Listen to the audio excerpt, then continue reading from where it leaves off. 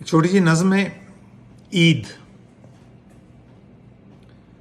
चरखा कूं कूं रज कुमाया, पूणी वट्टी धागा वटिया। चरखा कूं कूं रज कुमाया, पूणी वट्टी धागा वटिया। चौड़ा कीता खेस नूं कतिया,